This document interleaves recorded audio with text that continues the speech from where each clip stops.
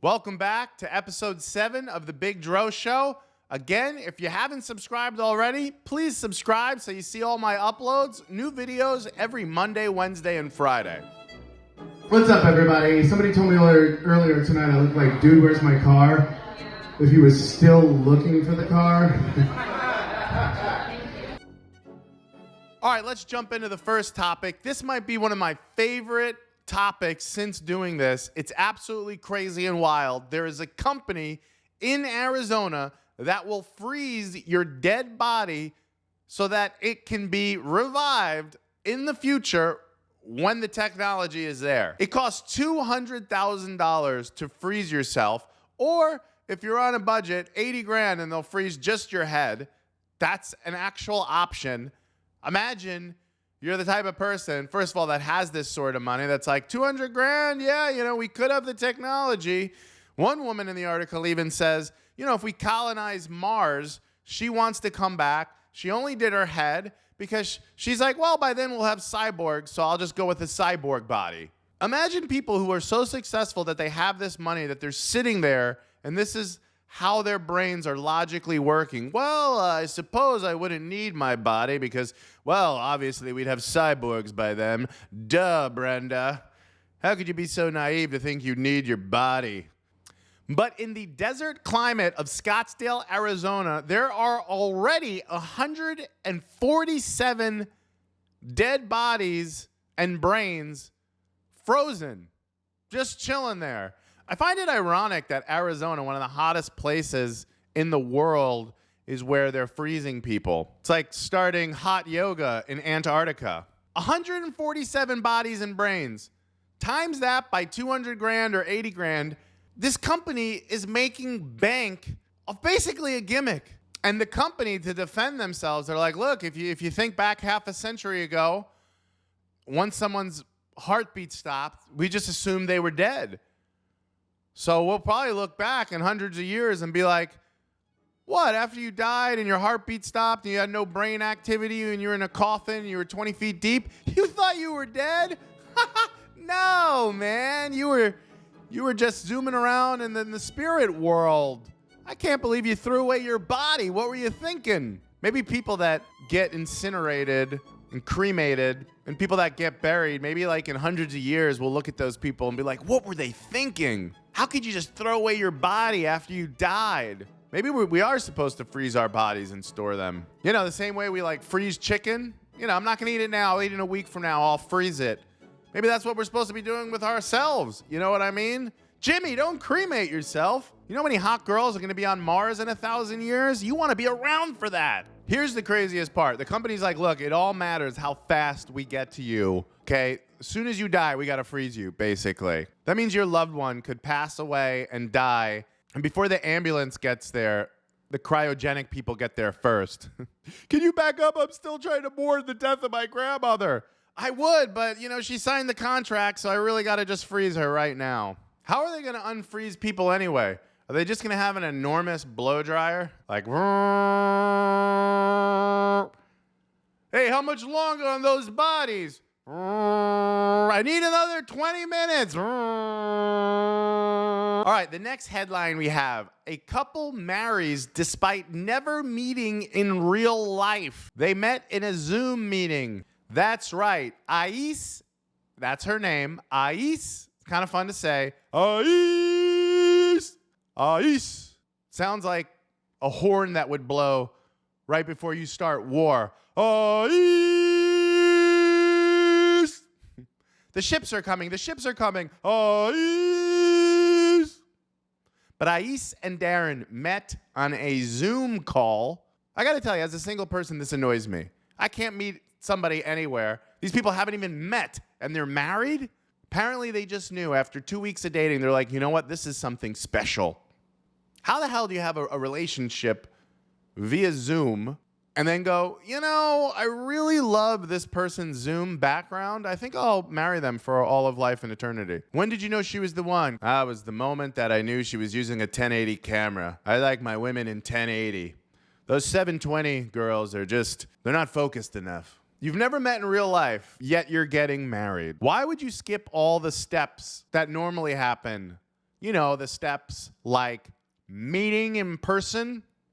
Will you marry me? Well, can we meet up first? No, I just really need to marry you. The article says that they shared weekly date nights where they surprised each other by ordering online food for one another. Something tells me that this guy who got married, like, if they ever do meet up in real life, is he going to be shocked when she wants more of a commitment than ordering Chinese on a Tuesday? And then the article says, knowing it would be a long time before they got to meet in real life, they made the brave decision to get married via Zoom. Is that brave?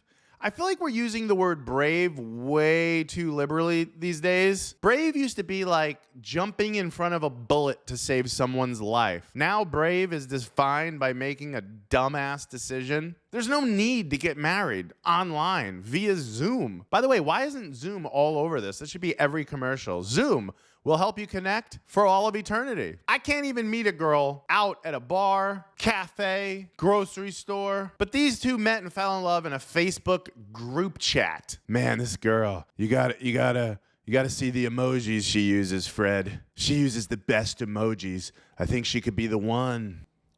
She even created a teddy bear with his face on it. That's really cool. But you know what else is really cool that you could have done? Met up. It's not the most flattering teddy bear. I'd also hate to know what she does with that when she's alone and horny. Get over here, teddy bear, and come to mama. The article says they haven't physically consummated the marriage yet, but that's no big deal to them because unlike other people, that's not important. What's really important to them is communication. Right. That's how most husbands are.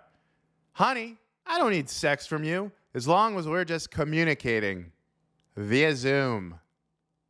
How long's that gonna last? Ice. Maybe more marriages would be happier if the people never actually met. Okay, next topic. A Starbucks employee tested positive for hepatitis A. They had to shut down the Starbucks. This was in New Jersey immediately and get a bunch of vaccines for anybody who might have been exposed. I was freaking out. I was like, oh my God, hepatitis A, hepatitis A. I had to Google it. Apparently it's very treatable. It's an infection in your liver. It yellows your skin. Maybe everybody on The Simpsons has hepatitis A. Maybe that's what's going on there. But I would be freaked out. Even though you can treat it, apparently nobody has gotten the hepatitis A from this Starbucks. But could you imagine? Yeah, I'm going to go get an espresso, maybe a croissant, and a little hepatitis A. You know what? Give me hepatitis B, actually. Would you like whipped cream with your hepatitis A? Hi, welcome to Starbucks. Would you like to try our new holiday promotion, hepatitis A, with pumpkin spice? You know what? I'm all good on the hepatitis A, but I will try your pumpkin spice latte. You go home, you drink your latte, all of a sudden you start turning yellow. What if the person didn't think to go back to the Starbucks and inquire? What if they just thought they were allergic to lattes? For the rest of their life, someone's like, would you like a latte? No, I'm allergic. Turns my skin yellow. Okay, this next topic is absolutely crazy. Growing space junk could give Earth its own Saturn-like rings, experts say. Apparently, there's a bunch of junk in space, hence the name, space junk, that's just floating around the atmosphere. Satellite debris, something called space needles that apparently NASA was sending to space. Space needles, satellite debris, and God knows what else. But this is embarrassing. This is like learning that NASA is a bunch of hoarders. No wonder the aliens haven't visited us yet. Aliens are up there in their spaceships just looking at Earth like, look at all that space junk. It's just disgusting. I'm not visiting Earth. Not until they clean up their space junk. Oh, yes. The space junk is quite problematic. They're creating their own Saturn-like rings as we speak, Zeebzorb. Yes, bloop blop. It's just disgusting, these humans. But I wouldn't expect anything less.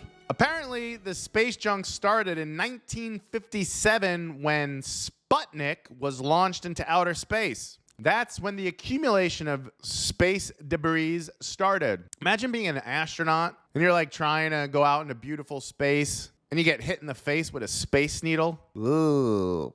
Space junk sounds like the sequel to Spaceballs. Space junk. According to the European Space Agency, or ESA for short, there are 170 million fragments of space junk. First of all, how do they count that? I need to know.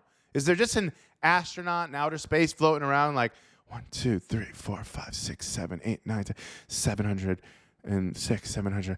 Okay, 1,000,000, 2,000, 1,000,000, 3,000. And then he just gets hit with a space needle and he's like, fuck! He's got to start over. He's like, oh, man. He's like, I need a space beer. But this space junk's a huge problem for astronauts trying to do their job. Imagine if we ever did see an alien spaceship and we're trying to like make contact with the aliens, but there's a bunch of junk in the way. The alien's like, take me to your it gets hit with a Gatorade bottle. I am so sorry, being from another planet. What were you saying? And then the alien just like incinerates all of Earth. Fuck this planet. Clean up your shit. Kevin Spacey is being ordered to pay the producers of the TV show House of Cards $31 million for all the money that he cost production for having to shut down the show because he's a creep who hit on a 14-year-old actor. Anthony Rapp is the actor who made the allegations. That's what basically canceled Kevin Spacey. And he's a producer on the show. So it's not like he's just an actor who got fired. He's one of the producers. And as part of his contract, you can't make sexual advances towards 14-year-old boys. I don't even know if that's in the contract. It's just normal moral decency. And Kevin Spacey violated that. $31 million.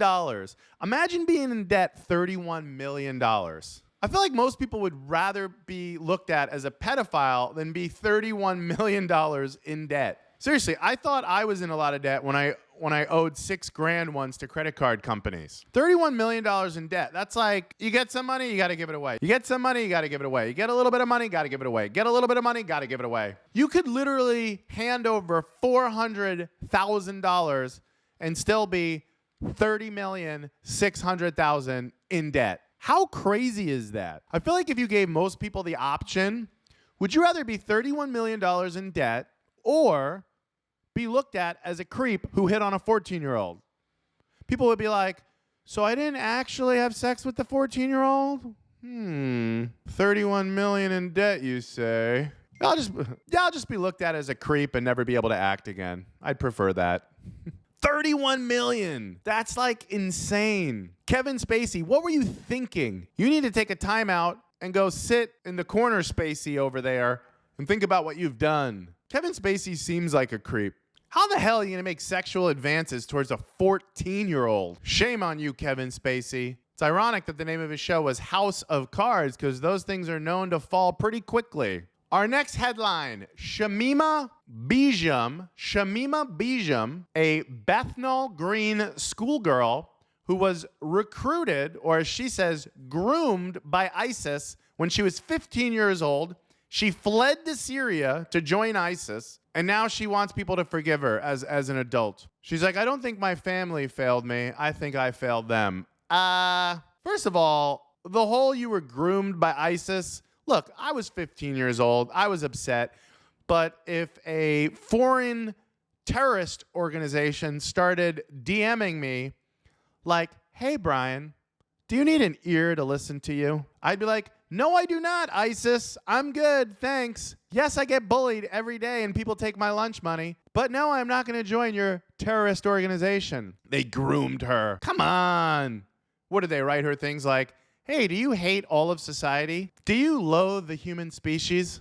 Are you tired of having rights as a woman? Then come here to wonderful Syria, where we'll force you to wear a black bedsheet over your entire body and face, stone you to death if you step out of line. Come here and live the good life. But she gave this interview speaking from a prison camp in Syria. The best part is when she was doing the interview, she's like, can I leave my face mask on? I'm feeling ugly today. Even a woman who fled her country to join a terrorist organization's like, I feel ugly, please, no photographs. I'm just going to keep the mask on. You can let everybody know that I joined a terrorist organization, but I really just can't show my skin today. Got a couple pimples. She said she fled to Syria because she hated her life where she was. And she went, thinking she was going to live the good life, apparently. But instead, it was hell on earth. It's like, dude, just do one Google search. Just Google Syria and ISIS. Imagine DMing with some random guy that was paying you a lot of attention, but never Googling ISIS and all the other things. Not knowing what ISIS was about until you got there. You're telling all your friends, I'm going to join this cool club. It's called ISIS. It stands for Individuals Sick of Other Individuals. Seriously. And then you get there and you're like, this is not like spring break. What is going on? Oh my God. Oh. I mean, I have empathy. Look, she was 15 years old. Imagine if when you were 15, you joined ISIS. I hate you, mom and dad. I'll show you. And you thought it was bad if your like teenage daughter started wearing like goth attire, black nails, jet black hair, white powder on the face. That would be a step up for this girl. She could literally turn herself into one of those lizard people where she splits her tongue and pierces everything, surgically removes her nose, and that would be better than joining ISIS. Maybe the parents of lizard people, they should start being like, yes, George, he's a lizard now, but at least he didn't flee to Syria and join ISIS. So, and he does eat all the flies in the house, so that's good. But I hope she figures it out. Hopefully she won't be in the prison camp for the rest of her life, but honestly, she probably will be. So the moral of the story here is don't join terrorist organizations. What do you guys think? Should teenagers that join ISIS be forgiven later in life when they realize as an adult that when they were a teenager, they were out of their mind? Dude, I was so drunk in high school once, I stole my parents' car and crashed it into a wall. Suddenly doesn't sound so bad when somebody else is like, when I was a teenager, I joined ISIS. I just get weirded out when people like hardcore dismiss that aliens exist. Like, nah, I don't believe in that. That would be like thousands of years ago, staring at the ocean with someone and be like, you think anything lives under there? And they're just like, dude, you sound crazy. What's next? The ground we're walking on isn't flat?